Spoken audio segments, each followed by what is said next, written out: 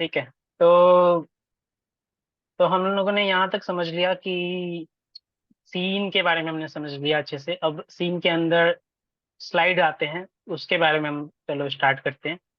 तो स्लाइड को इंटर करने के लिए हम स्लाइड पे डबल क्लिक करते हैं। तो इस पे डबल क्लिक किया हमने, तो हमारा स्लाइड ओपन हो गया। ठीक है। अब स्लाइड के अनटाइटल स्लाइड नाम है, इसका हम नाम चेंज कर सकते हैं चाहे तो। ठीक है। ठीक है, तो हमने स्लाइड ओपन कर लिया है। तो आप देख सकते हैं यहाँ पे स्टोरी व्यू नाम से एक ऑप्शन आ रहा है। इस पे क्लिक करने के बाद हम फिर से यहाँ पहुंच जाएंगे स्टोरी व्यू में। और यहाँ पे स्लाइड हमने जो ओपन किया है वो दिख रहा है। यहाँ पे बस क्लिक करना है, यहाँ पे ओपन स्लाइड ओपन हो जाएगा। तो स्लाइड जो हमारा ये है ब्लैंक है अभी फिलहाल। ब्लैंक आ रहा है। और स्लाइड के स्लाइड पे हम पहले देखेंगे, होम टैब के बारे में पढ़ेंगे। होम टैब में क्या क्या ऑप्शंस होती हैं। तो ये ऑप्शंस अभी डिसेबल इसलिए हैं क्योंकि हमारे स्लाइड पे अभी कुछ भी नहीं है। ना ही कोई टेक्स्ट, ना ही कोई इमेज, कुछ भी नहीं है। तो इसके लिए हम पहले कुछ इंसर्ट करते हैं इस स्लाइड पे। इंसर्ट करने के लिए हम पहले इंसर्ट बटन पे, इंसर्ट टैब पे क्लिक करेंगे।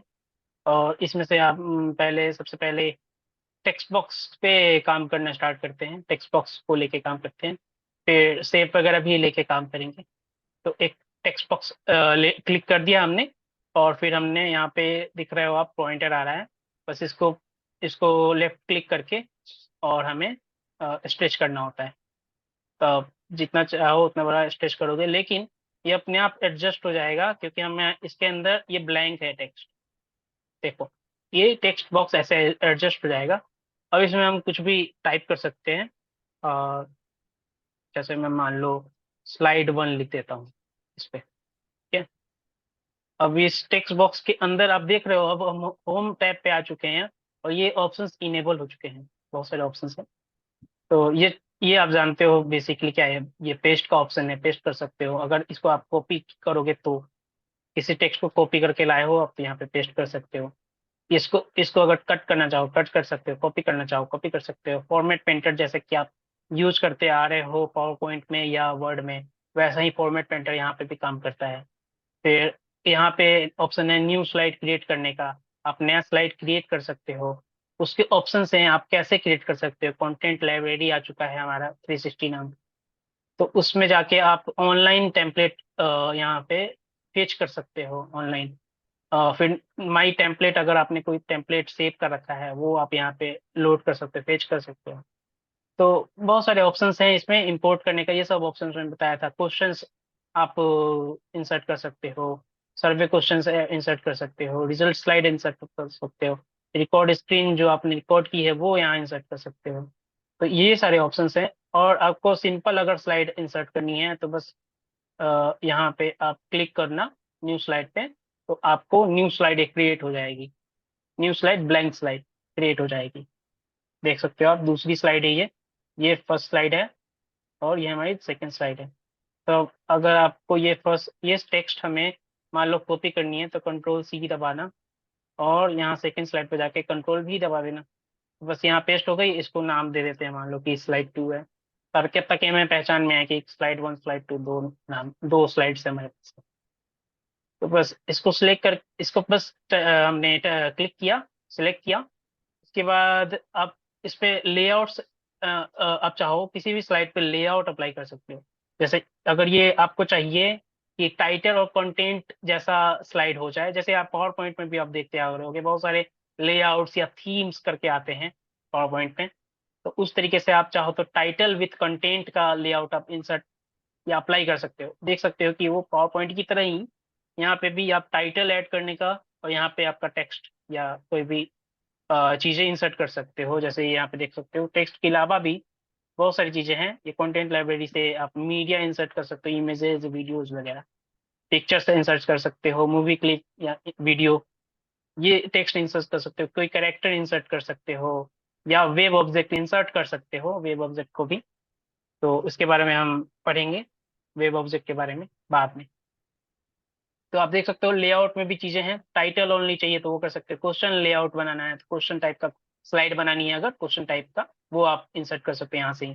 फिर क्वेश्चन ऐसा हो जो मीडिया के साथ हो, वैसा आप इंसर्ट कर सकते हो। या फिर से आप चाहो तो इसको ब्लैंक क्लिक करके ब्लैंक कर सकते हो। ब्लैंक हो गया, बट हमने ये इंसर्ट करा था पहले ही, ये तो रहेगा ये। अब इसको डिलीट करना हो तो आप चाहो तो डिलीट कर सकते हो। फिर अब ये आता है, यहाँ पे डुप्लीकेट स्लाइड कर सकते हो। अब यहाँ पे फोकस ऑर्डर पे हमने क्लिक किया, तो आप यूज कर सकते हो, इसमें देख सकते हो कि सबसे पहले पहले इसका ऑर्डर डिसाइड कर सकते हो कि कौन सा पहले स्लाइड में जो हमने इंसर्ट किया है वो कौन सा चीजें आएंगी पहले। मतलब इसको हम बताएंगे टाइमलाइन के अंदर। यहाँ पे आपको दिख रहा होगा टाइमलाइन, यहाँ पे दिख रहा होगा। ये टाइमलाइन के अंदर भी आप डिसाइड कर सकते हो, या फिर यहाँ पे आप फोकस डिसाइड कर सकते हो कि सबसे पहले कौन सा इन एलिमेंट जो हमने इंसर्ट किया है स्लाइड पे वो सबसे पहले शो हो। तो इसके बारे में हम पढ़ेंगे टाइमलाइन के अंदर। फिर डुप्लीकेट मतलब कि इसी स्लाइड को फिर से डुप्लीकेट करनी है, तो आप इस पे क्लिक करके डुप्लीकेट कर सकते हो। देखो आप, ये स्लाइड 1 और ये भी स्लाइड 1 हो चुका है, डुप्लीकेट हो चुका है। तो इस पे जो आप कंटेंट बना रहे हो, चाह रहे हो कि यही रिपीट हो जाए, बस डुप्लीकेट पे क्लिक करना है, या फिर आप बस इस पे कंट्रोल C कंट्रोल V दबा दोगे तो भी ये डुप्लीकेट हो जाएगी। उसके बाद आता है ये टेक्स्ट का स्टाइल है, कैसा स्टाइल चाहिए। ये नॉर्मली होती है चीज़ों में, हर सॉफ्टवेयर में आपको पाए जाते हैं। फिर इसके स्टाइल में फॉन्ट कौन सा होगा, ये फॉन्ट आप डिसाइड कर सकते हो। जो भी आपके सिस्टम के अंदर फॉन्ट होंगे वो यहाँ शो करेगी, वहाँ से आप सिलेक्ट कर सकते हो कि इसका आई हैव फॉन्ट अ कैसा। क्वेश्चन। हाँ। तो हम अपनी कस्टम लेआउट भी बना सकते हैं इसमें? हम्म। कुछ भी हम कस्टम अपनी लेआउट बना सकते हैं? क्या बिल्कुल। उसको हम किसी और प्रोजेक्ट में यूज कर सकते हैं? जैसे हमने इस प्रोजेक्ट के लिए एक लेआउट बनाई, हाँ अब हाँ मैं चाह रहा हूँ कि वही लेआउट मैं दूसरे हाँ, प्रोजेक्ट में यूज करना, बिल्कुल तो क्या बिल्कुल मैं यूज कर सकते हो। सिंपल सेव कर सकता हूँ उसको एज अ बिल्कुल लेआउट यहाँ पर? बिल्कुल बिल्कुल सेव कर सकते हो, एज ए टेम्पलेट भी सेव कर सकते हो। यहाँ पे मैंने बताया भी हम्म, था कि एक ऑप्शन आता था इंसर्ट का या इंपोर्ट का हम्म, ऑप्शन आता था, जहाँ पे आपको टेम्पलेट इंपोर्ट करना होता था। तो आप चाहो तो इस लेआउट को सेव करके एज ए टेम्पलेट सेव कर सकते हो, या as a one single slide save कर सकते हो। और आप उस तो स्टोरी लाइन फाइल को जैसे ही इंसर्ट करोगे तो वो आप ये डिसाइड कर सारी सकते चीजें हो। मिल गई। हाँ, वो सारी चीजें, जो भी चीजें आप बनाए होगे वो सारी चीजें शो करेंगी। आप उसमें से डिसाइड कर सकते हो कि कौन कौन सी स्लाइड आपको उसमें से हम्म, इंपोर्ट करनी है इस स्टोरी लाइन फाइल में। जैसे आपने तो ये स्टोरी लाइन ये- फाइल बना ली एक, ठीक है, हाँ। अब इसको सेव कर लिया आपने कहीं पे। फिर आप हम्म, क्या चाह रहे हो कि दूसरा स्टोरी लाइन फाइल में उसी स्टोरी लाइन फाइल के कुछ स्लाइड्स को या सारे स्लाइड्स को हम्म, आप यूज करना चाहते हम्म, हो इसमें, बस हम्म, इंपोर्ट करना चाहते हो डायरेक्ट। तो बस आप इसमें जाके इंपोर्ट पे जाना, इंपोर्ट का ऑप्शन यहाँ पे आता है, और यहाँ पे बस हम्म, स्टोरी लाइन पे क्लिक कर देना। तो बस आपका जहाँ पे भी होगा वहाँ पे आप इसको रीडायरेक्ट कर देना। मतलब यहाँ पे आप फाइल हम्म, मैनेजर खुलेगा, फाइल मैनेजर में आप हम्म, जाके वहाँ सेलेक्ट कर देना स्टोरी लाइन फाइल जो भी होगी, उसको डबल क्लिक करोगे वो ओपन हो जाएगा। उसमें फिर आएगा ऑप्शन कि आपको कौन कौन सी स्लाइड्स चाहिए इस स्टोरी लाइन फाइल में। तो आप बस उसमें सेलेक्ट कर देना जो जो स्लाइड्स चाहिए, या सिलेक्ट ऑल पे क्लिक कर देना, सारी स्लाइड्स सिलेक्ट हो जाएंगी, और इम्पोर्ट बटन पे क्लिक कर देना। बस तो वो तो सारी स्टोरी लाइन स्लाइड्स यहाँ पे इंपोर्ट हो जाएगी इस स्टोरी लाइन फाइल में। कंटिन्यू। है, ठीक है। तो ये नॉर्मल चीजें हैं, ये चीजें जो हैं टेक्स्ट स्टाइल है, फॉन्ट है, इसके साइज है, साइज अप डाउन, ये क्लियर फॉर्मेटिंग करता है, ये स्पेलिंग चेक करता है, ये फॉन्ट का कलर डिसाइड करता है। यहाँ से आप फॉन्ट कलर चेंज कर सकते हो, बहुत सारे ऑप्शन है, ठीक है। यहाँ पे आप चाहो तो इसके हाईलाइट को दिखा सकते हैं, हाईलाइट कलर को, कौन सा कलर इसको हाईलाइट करना है। मान लो मैं ब्लू पे ये वाला कलर हाईलाइट करना चाहता हूँ, तो आप देख सकते हो कि हाईलाइट कलर ये हो गया, बट फॉन्ट कलर हमारा स्काई ब्लू टाइप का ही है। फिर आपको आता है ये चेंज केसिंग, ये इम्पोर्टेंट होता है, आप जानते होंगे इसके बारे में भी शायद। तो इसमें आप इसके जो केस होते हैं उसको डिसाइड कर सकते हो कि कैसा हो, सेंटेंस टाइप का केस हो, लोअर केस हो। लोअर केस होगा तो सारे इसके जो लेटर्स हैं वो लोअर केस में हो जाएंगे, अपर केस होगा व्हाट सारे इज लेटर्स। Toggle case? हाँ, तो व्हाट इज टॉगल केस? बताऊंगा, बताता हूँ। अपर केस हो गया, फिर कैपिटलाइज ईच लेटर। सेंटेंस है अगर कोई, तो हर सेंटेंस का हर लेटर, हर एक सेंटेंस में हर वर्ड का पहला लेटर कैपिटलाइज हो जाएगा, अपोजिट हो जाएगा। समझ रहे हो? ठीक है, अगर ठीक अगर है, ये ठीक। पूरे पूरे वर्ड पूरा वर्ड का लेटर कैपिटल है तो ये स्मॉल में हो जाएगा। अगर स्मॉल है तो कैपिटल हो जाएगा। जैसे आप देख सकते हो यहाँ पे स्लाइड पे क्या है, पहले से कैपिटल है ना, राइट, पहले से या कैपिटल है। जैसे ही क्लिक करेंगे तो सारे लेटर स्मॉल हो गए। और पहले से अगर हम्म स्मॉल है, अगर टॉगल प्लेस पे क्लिक किया तो ये फिर से क्या हो गया, कैपिटल हो गए। ठीक है, तो इस तरीके से टॉगल केस काम करता है। फिर आप ये देख सकते हो कि कैरेक्टर स्पेसिंग डिसाइड करता है कि हर कैरेक्टर के बीच में कितना स्पेस हो, लूजली इसमें स्पेस हो, या वेरी लूज हो, या टाइट हो, वेरी टाइट हो, नॉर्मल हो, है ना। तो बता रहा था मैं कि स्पेसिंग के अंदर आप मोर स्पेसिंग पे क्लिक करोगे तो एक तरीके का फोंट का अपना सेटिंग खुलेगा। ठीक है, फोंट का अपना टैब खुलेगा जिसमें आप बहुत सारे ऑप्शंस और इनेबल हो जाते हैं फोंट के। जैसे फोंट आप डिसाइड कर सकते हो, उसका स्टाइल डिसाइड कर सकते हो, साइज पे फोंट कलर, ये सब चीजें तो है ही। साथ में इसके अंदर आप इफेक्ट्स लगा सकते हो, जैसे अंडरलाइन करना हुआ, स्ट्राइक थ्रू करना हुआ, ऑल कैप्स करना हुआ, सुपर स्क्रिप्ट, सब स्क्रिप्ट, इसका बहुत यूज है। सुपर स्क्रिप्ट और सब स्क्रिप्ट का आप इसका यूज कर सकते हो।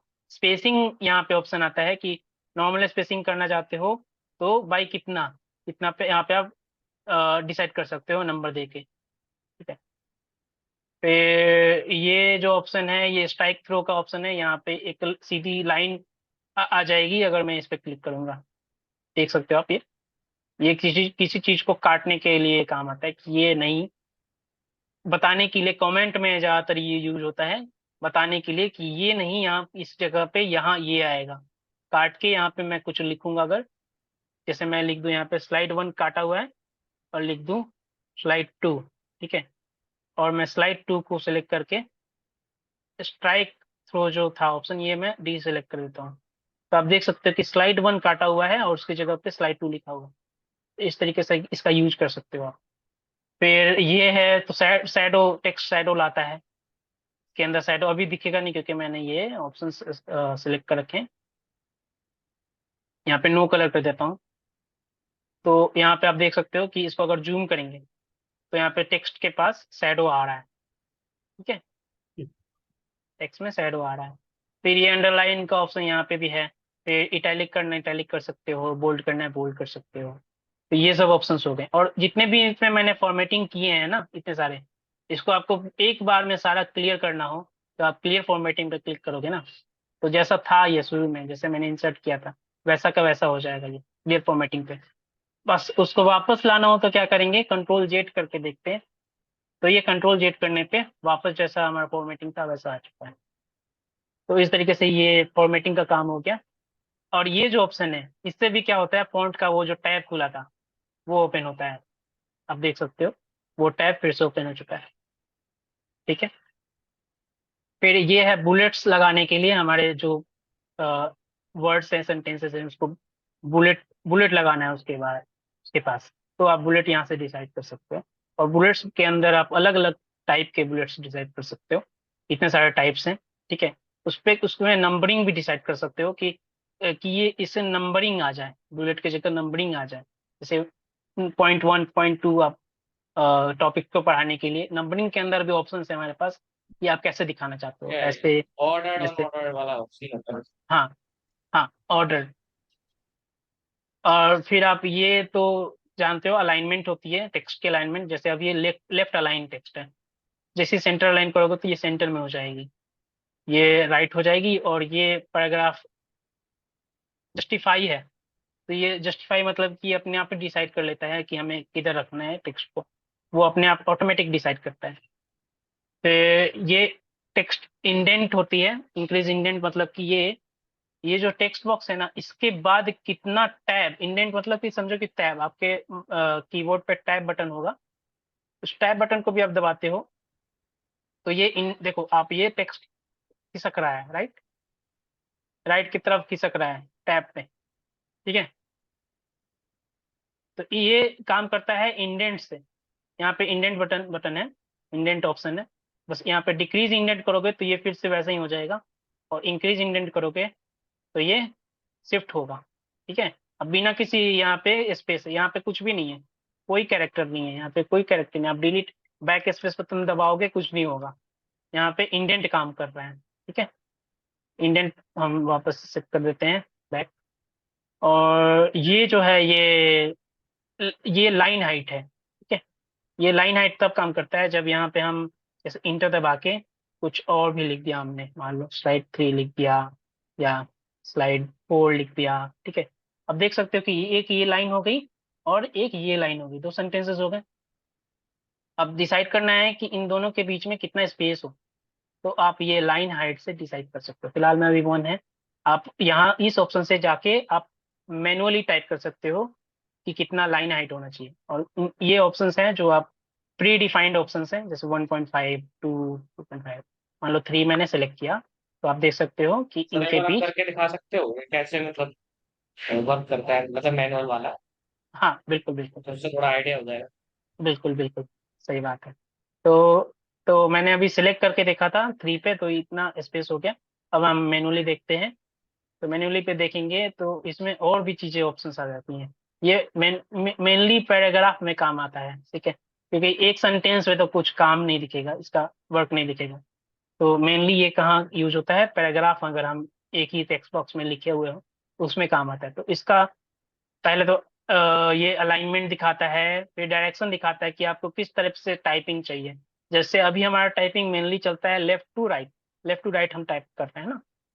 और ये अगर आप चाहते हो कि उधर से राइट टू लेफ्ट ये शो हो, तो आप इसको क्लिक करोगे तो राइट टू लेफ्ट हो जाएगा, ओके करूंगा तो ये अप्लाई होगा, ठीक है। फिर इंडेंटेशन जो मैंने यहाँ पे बताया था, इंडेंट कितना हो उसको भी आप यहाँ पे डिसाइड कर सकते हो नंबर से, ठीक है।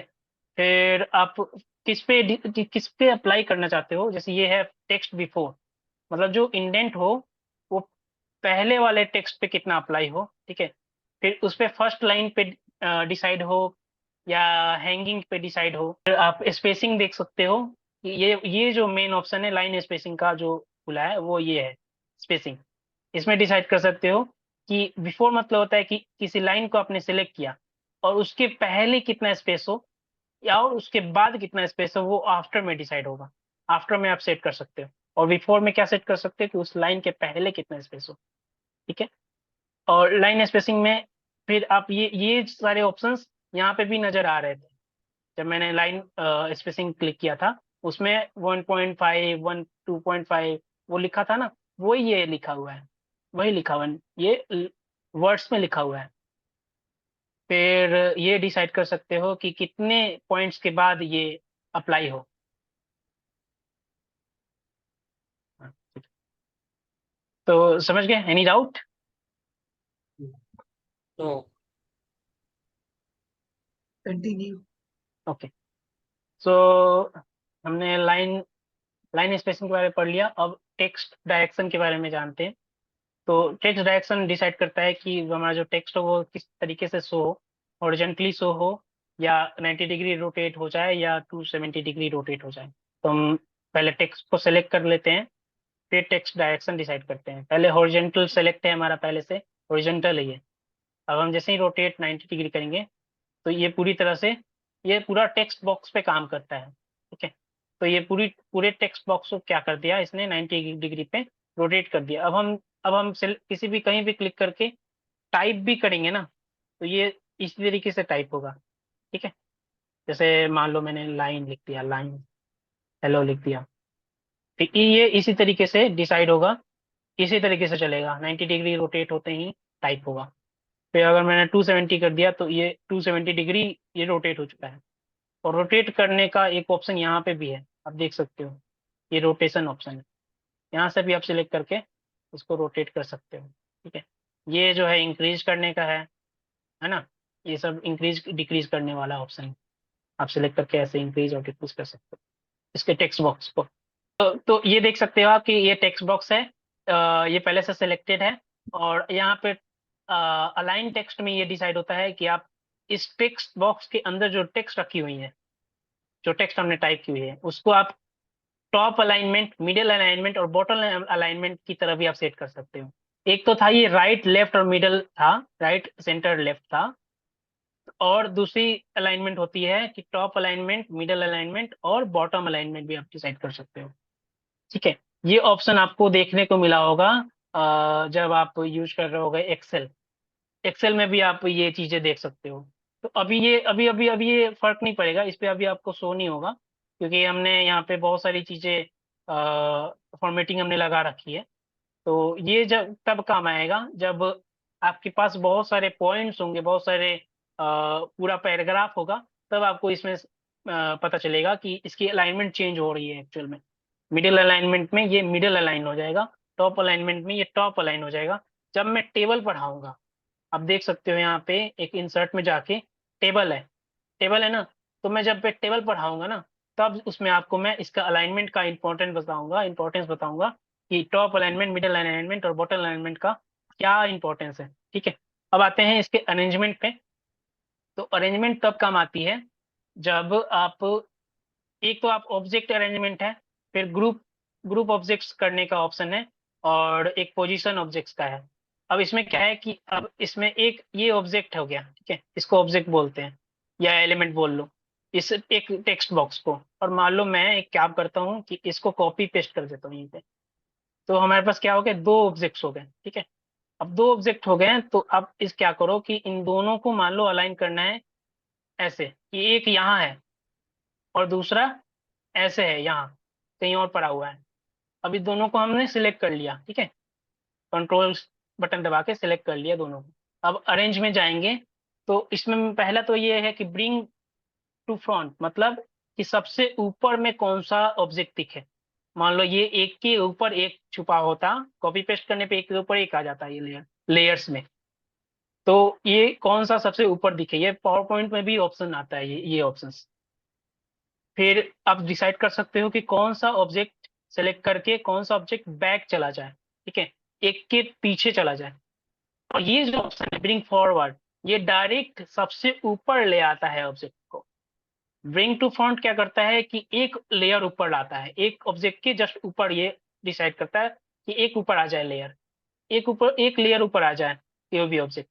और ब्रिंग फॉरवर्ड मतलब ये सबसे ऊपर वाले लेयर पे कोई भी ऑब्जेक्ट जो सिलेक्ट किया वो आ जाए। सेंड बैकवर्ड मतलब क्या होता है कि ये सबसे नीचे आ जाए, कोई भी ऑब्जेक्ट सिलेक्ट करके सेंड बैकवर्ड पे क्लिक करोगे आप, तो वो ऑब्जेक्ट सबसे नीचे लेयर में चला जाएगा, सबसे नीचे छुप जाएगा। मतलब सबसे ऊपर जो होगा वो दिखेगा, सबसे नीचे वाला बाद में दिखेगा, ऐसा है। तो इसकी लेयरिंग हम पढ़ेंगे टाइमलाइन में। टाइमलाइन जब क्लिक करेंगे ना, तो उसमें लेयरिंग आएगी, वो हम बताएंगे, तब हम उसको और अच्छे से समझा पाएंगे इन चार ऑप्शंस को। फिर ग्रुप ऑप्शन में होता है कि इन दोनों को आपस में ग्रुप कर देना, एक साथ ज्वाइन कर देना, एज ए सिंगल ऑब्जेक्ट बना देना इसको। तो ग्रुप पे क्लिक करेंगे तो देख सकते हो आप, ये एज ए सिंगल ऑब्जेक्ट बन गया। लेकिन अब इस पे जो भी एक्शन हम लगाएंगे, जो भी चीजें फंक्शन यूज करेंगे, वो as a one group use होगा, as a one object use होगा। लेकिन इसके अंदर इंडिविजुअल प्रॉपर्टीज भी यूज होती हैं। अब देख सकते हो मैंने क्लिक किया तो इसके इंडिविजुअल प्रॉपर्टीज भी हैं, देख सकते हो इंडिविजुअली ये पड़ा हुआ है ऐसा। ठीक है, तो अब ग्रुप ऑप्शन मैंने वहां से किया ना अरेंज ऑप्शन में, ग्रुप ऑप्शन का शॉर्टकट होता है कंट्रोल जी, जैसा कि आप यूज करते आ रहोगे पावर पॉइंट में भी। कंट्रोल जी दबाने से ये ग्रुप हो जाता है। आप देख सकते हो यहाँ पे भी अनग्रुप का ऑप्शन आ चुका है। ठीक है, यहाँ से हम अनग्रुप कर देते पहले। हाँ, अब आते हैं, अब इसको देखो, जैसे हमने ग्रुप बनाया हुआ था, अनग्रुप कर चुके, तो ऑप्शन हमारा ये इनेबल हो जाता है रीग्रुप करने का, कि हम फिर से चाहे तो जैसा ग्रुप था वैसा फिर से बना सकते हैं। अगला है कि इसके अलाइनमेंट डिसाइड कर सकते हैं कि ये जो टेक्स्ट यहाँ पे यहाँ वहां पड़े हुए हैं, जो बीच में पड़े हुए हैं, इसको हम सबको एक साथ लेफ्ट अलाइन कर दें। जैसे ये देखो लेफ्ट में अलाइन हो गया, ये सारा सारा टेक्स्ट, एक इधर पड़ा हुआ था एक इधर।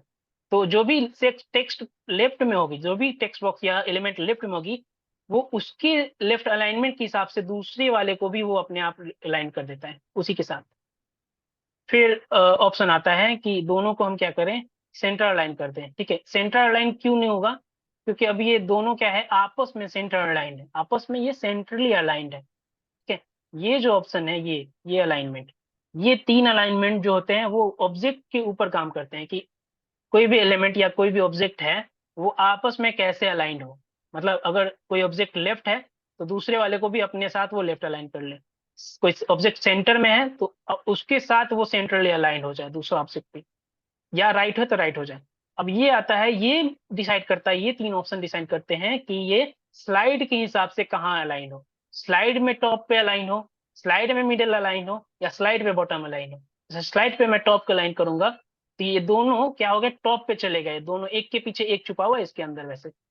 आप देख सकते हो इसको, अगर मैं ऐसे अलग करूंगा देख सकते हो दोनों ऑब्जेक्ट्स एक साथ चिपके हुए हैं, मतलब एक साथ ये टॉप अलाइंड हो गए, ऊपर की तरफ अलाइंड हो गए। अगर मैं इसको फिर जाके मिडल अलाइन करूंगा तो ये दोनों ऑब्जेक्ट्स मिडल, मैंने इस ऑब्जेक्ट को सिलेक्ट किया हुआ था इसलिए ये ऑब्जेक्ट सिर्फ मिडल अलाइंड हो गए। ठीक है, पहला वाला यही है अभी भी। ये ऑब्जेक्ट क्या हुआ, स्लाइड के अनुसार मिडल अलाइन हो गया। मिडल, स्लाइड में मिडल ये है, ये हॉरिजॉन्टली मिडल मिडल है ये। ठीक है, अब इसी ऑब्जेक्ट को फिर से मैं चाहूँ दूसरी जगह अलाइन करने के लिए, तो ये बॉटम अलाइनमेंट का देखते हैं। तो ये बॉटम अलाइन हो गया, देख सकते हो कि ये बॉटम अलाइन हो गया। पहले टॉप था, फिर मिडल आया, फिर बॉटम आया। ठीक है, मैंने दोनों को सिलेक्ट नहीं किया था इसलिए सिर्फ इस पे काम कर रहा है। जिसको सिलेक्ट करेंगे उसको उस पे ये काम करेगा। ये तीन ऑप्शंस। अब आते हैं कि इन दो ऑप्शंस के लिए हमें दो या दो से ज्यादा ऑब्जेक्ट सिलेक्ट करने पड़ते हैं। जैसे कैसे, इस इन तीनों ऑप्शंस के लिए भी दो या दो से ज्यादा ऑप्शंस पे ये काम करते हैं, दो या दो से ज्यादा ऑब्जेक्ट्स पे ये काम करते हैं। इसलिए इन दोनों के लिए भी दो या दो से ज्यादा ऑब्जेक्ट को क्लिक करना पड़ेगा, सिलेक्ट करना पड़ेगा, तब ये दोनों काम करेगा। डिस्ट्रीब्यूट हॉरिजॉन्टली मतलब होता है कि इन दोनों ऑब्जेक्ट्स को या दो से ज्यादा ऑब्जेक्ट जो भी हैं इनको हॉरिजॉन्टली डिस्ट्रीब्यूट कर दे, मतलब बराबर बराबर दूरी पे बांट देना हॉरिजॉन्टली। जैसे एग्जांपल के लिए एक ऑब्जेक्ट यहाँ है, दूसरा ऑब्जेक्ट क्या है, ये यहाँ है। ठीक है, उसके लिए एक और ऑब्जेक्ट चाहिए हमें, तीसरा ऑब्जेक्ट यहाँ है। ठीक है, अभी आप देख सकते हो कि ये तीनों ऑब्जेक्ट पहले तो ये अलाइंड नहीं है आपस में। इन तीनों को पहले सिलेक्ट कर लेते हैं और जाके अरेंज पे जाके अलाइन पे जाके, और पहले तो तीनों को आपस में मिडल अलाइन कर लेते हैं, या फिर तीनों आपस में सेंट्रल अलाइन कर लेते हैं।